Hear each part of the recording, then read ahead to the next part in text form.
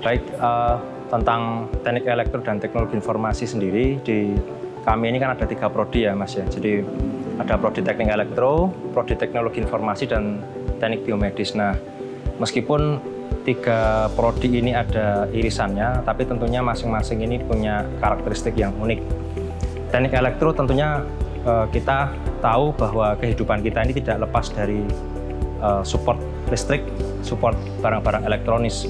Nah, di prodi teknik elektro tentunya adik-adik mahasiswa yang nanti akan menjadi subjek ya, pembelajar di sana akan belajar banyak hal yang terkait dengan aspek-aspek kelistrikan ya, rangkaian listrik begitu ya. Kemudian kalau yang nanti konsentrasinya ada di ketenagaan tentunya akan lebih banyak berbicara tentang aspek listrik yang kalau kita sampaikan di kurikulum adalah high voltage ya, atau kemudian arus kuat begitu ya kalau dalam istilah populer begitu.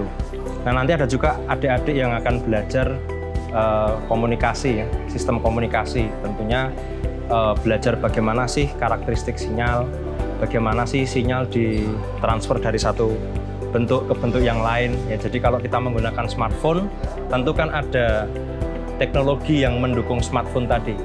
Nah, teknik elektro menjadi salah satu pilihan ilmu yang nantinya akan membawa adik-adik semua ke dunia teknologi begitu ya. Tentunya mempelajari bagaimana kemudian cara smartphone itu bekerja di level atau di aras yang paling rendah tentunya ya.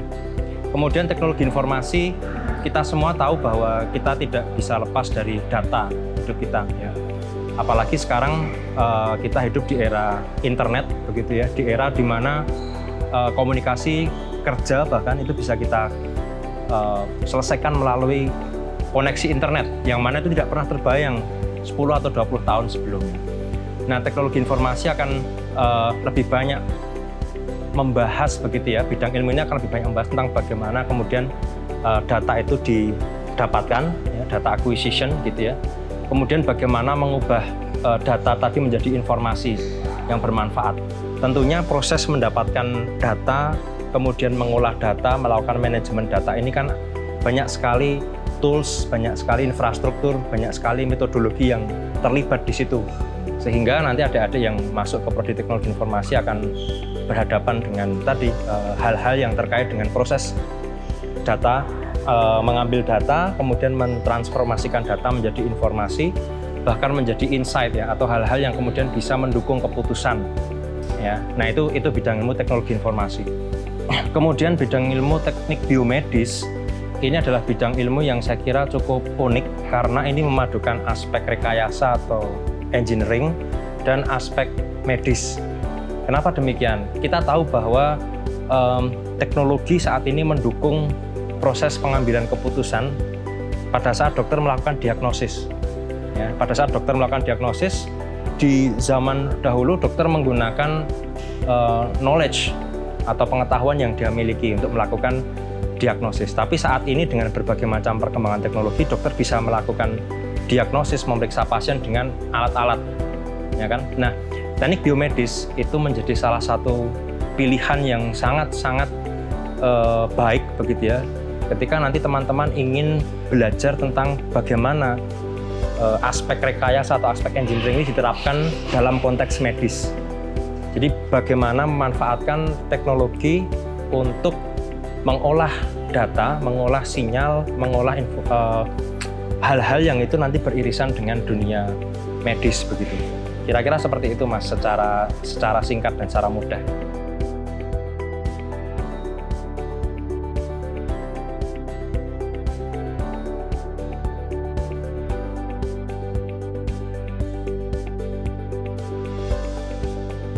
Oke, tentunya biomedical engineering ini sekarang menjadi salah satu pilihan prodi yang cukup menarik ya, karena saat ini kita tahu bahwa masyarakat di kota-kota besar mereka sudah memiliki kesadaran untuk memiliki pola hidup sehat. Contohnya penggunaan smartwatch untuk untuk memantau kesehatan misalkan. Itu kan sebuah tren yang kita temui di mana-mana. Kita bisa melihat masyarakat menggunakan smartwatch untuk memantau berapa kilometer dia berjalan, ya kan, untuk memantau aktivitas sehari-hari, ya kan, memantau detak jantung dan seterusnya.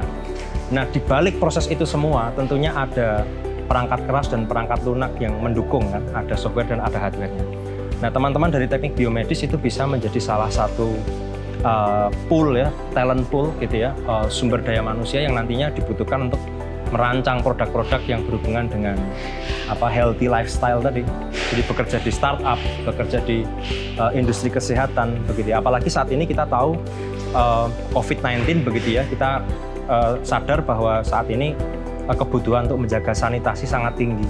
Artinya produk-produk yang terkait dengan kesehatan yang menjaga supaya kita bisa tetap sehat tanpa terinfeksi virus itu kan sangat tinggi sekali. Saya kira ini sebuah lapangan kerja yang sangat besar ya untuk teman-teman yang memiliki background biomedical engineers begitu. Di sisi lain teman-teman yang nanti lulus begitu ya dari prodi teknik biomedis tidak hanya menjadi engineers tapi juga bisa menjadi researcher ya, menjadi peneliti, dan banyak sekali research center begitu ya, universitas yang membutuhkan ahli di bidang ini begitu. Kenapa? Karena potensi untuk penelitian di bidang medis ini sangat besar. Sekali lagi dengan data yang berlimpah, kita tahu COVID-19 ini kan data itu kita bisa mendapatkan di mana-mana begitu ya. Nah, tapi siapa yang akan mengolah, ya kan? Siapa yang akan meneliti? Ini tentunya membutuhkan tenaga saintis yang cukup besar, dan Indonesia saat ini masih sedikit sekali pakar di bidang teknik biomedis, sehingga untuk teman-teman yang nanti memilih jalur sebagai akademisi atau researcher bisa juga memilih jalur itu begitu. Dan yang ketiga, entrepreneur. Ya, jadi ada aspek-aspek yang itu mungkin di luar aspek-aspek karir tradisional berjalan di industri atau akademisi, ada aspek entrepreneurship. Ya, industri kesehatan, industri healthy lifestyle tadi itu menjadi salah satu pilihan jalur entrepreneurship yang mungkin belum banyak yang berkiprah di sana. Misalkan begini, ada seseorang yang kesulitan atau memiliki problem dengan berat badan. Bagaimana menciptakan sebuah aplikasi atau sebuah mobile apps yang menjadi personal assistance atau menjadi personal consultant gitu ya kepada orang yang ingin menurunkan berat badan tadi. Nah, itu adalah salah satu contoh bagaimana kemudian teman-teman yang nanti menjadi alumni dari teknik biomedis bisa masuk ke lini-lini bisnis yang berhubungan dengan healthy lifestyle tadi.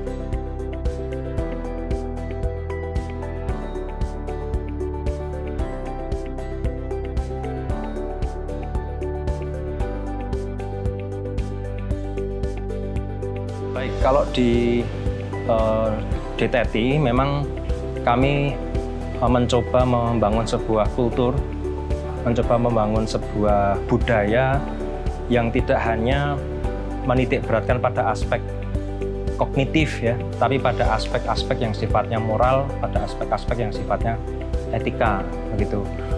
Nah, di DTT sendiri kan ada semacam value ya atau nilai-nilai yang kemudian berusaha kita internalisasikan, kita tanamkan ke seluruh sivitas baik itu mahasiswa, dosen maupun staf, yang kalau kita lihat nilai-nilai itu nanti merangkum semua nilai yang dibutuhkan untuk menjadi engineer yang baik. Misalkan saya ambil contoh excellence, nilai-nilai yang misalkan mendorong kita untuk mengerjakan sebuah project begitu ya, tidak hanya selesai tapi juga beyond expectation, jadi kerja tuntas dan cerdas begitu ya. Atau nilai-nilai lain yang misalkan mendorong kita untuk bisa bekerja dalam tim. Ya, ada nilai teamwork begitu ya, value teamwork, yang mana itu kita tekankan di aspek group work ya. Pada saat nanti adik-adik masuk ke DTT, nanti akan ada beberapa project berkelompok, misalkan capstone ya di akhir semester begitu. Nah, project-project inilah yang nanti akan melatih adik-adik untuk bekerja dalam tim. Ya, baik itu bekerja dengan rekan mahasiswa prodi yang sama maupun dengan rekan prodi yang berbeda. Kemudian ada juga nilai-nilai yang menekankan kita untuk selalu menjaga keseimbangan, harmoni, ya. Kerja dan keluarga, misalkan begitu, pekerjaan dan kesehatan, misalkan seperti itu sesuatu yang perlu kita maintain ya, kita jaga supaya apa? Supaya kita tidak hangus, ya, tidak terbakar dalam tanda petik ya, quote and quote, hanya karena kita menitik beratkan satu aspek. Jadi nilai-nilai harmoni ini juga kita dorong, ya. Nah, kemudian ada nilai-nilai optimis. Kita mencoba mendorong adik-adik untuk selalu berpikir positif, ya, berpikir positif, dan tentunya dalam setiap kondisi pasti ada jalan keluar, dalam setiap permasalahan pasti ada solusinya. Nah, ini coba kita dorong dengan proyek-proyek tadi, ya, proyek-proyek yang kemudian dikerjakan secara berkelompok. Dan yang terakhir, sebagai seorang engineer tentunya harus ada integritas, ya. Ini yang paling penting saya kira kalau kita lihat dari seluruh aspek-aspek tadi, value yang paling penting yang kemudian kita tekankan kepada seluruh sivitas, ya, itu adalah integritas. Bagaimana kemudian dalam proses engineering gitu, ya, ada aspek-aspek moralitas yang kita pertimbangkan. Ada aspek-aspek misalkan menjaga kejujuran. Ya, ketika nanti mengambil data misalkan, ya, data itu kita ambil dengan proses yang baik dan kemudian kita olah sesuai dengan apa yang kemudian kita miliki. Tidak ada usaha-usaha untuk membuat data tadi menjadi lebih terlihat lebih baik atau terlihat lebih positif, sementara kemudian prosesnya tidak sesuai dengan standar yang kemudian diterapkan misalkan. Nah, ini adalah aspek-aspek integritas, Mas. Bagaimana mengelola tim supaya tim itu tetap bekerja dengan baik dan tidak menyimpang dari kesepakatan awal. Itu kan aspek-aspek integritas. Nah, ini semua adalah contoh-contoh value yang kemudian nanti kita tanamkan, ya, melalui proses. Tentunya proses ini embedded, ya, jadi tertanam melalui aktivitas perkuliahan, aktivitas kemahasiswaan, begitu ya, aktivitas internship, kerja praktek di sebuah perusahaan. Ada nilai-nilai itu yang nanti akan coba kita dorong ke adik-adik supaya mereka tidak hanya pandai tapi juga memiliki moralitas yang baik. Saya kira itu.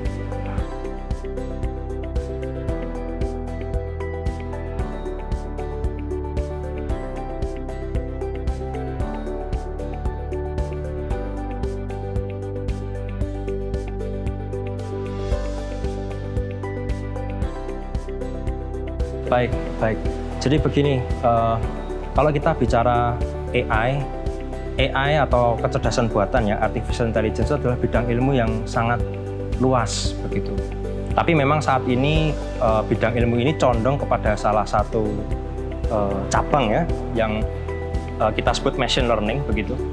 Yang mana cabang ini adalah sebuah sub bidang ilmu yang dia mempelajari bagaimana kita bisa membuat komputer itu mengenali pola tertentu dari data tanpa harus diprogram atau diberi instruksi secara eksplisit. Contohnya begini, kalau kita ingin mengenali angka 7 ditulis tangan begitu, kita bisa membuat aturan yang eksplisit ke komputer. Contoh, angka 7 terdiri dari 2 goresan, betul ya? Goresan yang pertama, goresan horizontal, kemudian goresan yang kedua, goresan diagonal, ya kan, angka 7 seperti itu.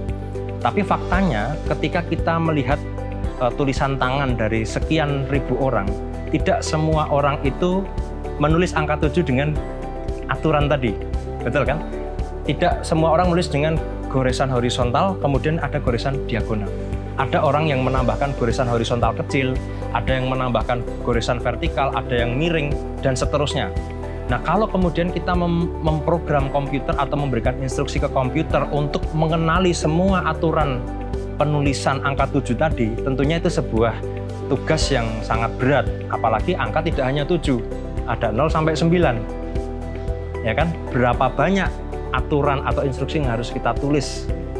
Nah, bidang ilmu machine learning itu mempelajari bagaimana cara komputer mengenali angka 7 tanpa harus secara eksplisit kita beri instruksi seperti yang tadi sudah kita sampaikan.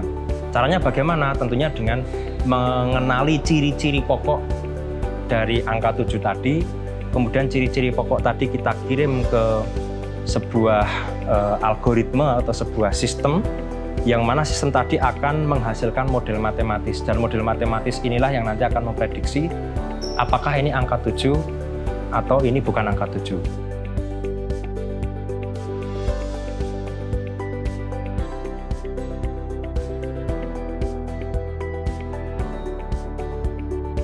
Oke, baik adik-adik yang nanti akan belajar di DTT, saya mengira hal pertama yang teman-teman harus pikirkan ya sebelum nanti memilih untuk belajar di DTT adalah apa sih hal-hal menarik yang nanti akan teman-teman temukan begitu ya di bidang ilmu yang tadi sudah kita bahas. Karena tadi ada 3 ya, teknik elektro, teknologi informasi, dan teknik biomedis. Pertama, temukan dulu hal-hal menarik apa yang nanti ingin teman-teman wujudkan dengan ilmu yang akan dipelajari gitu ya di situ.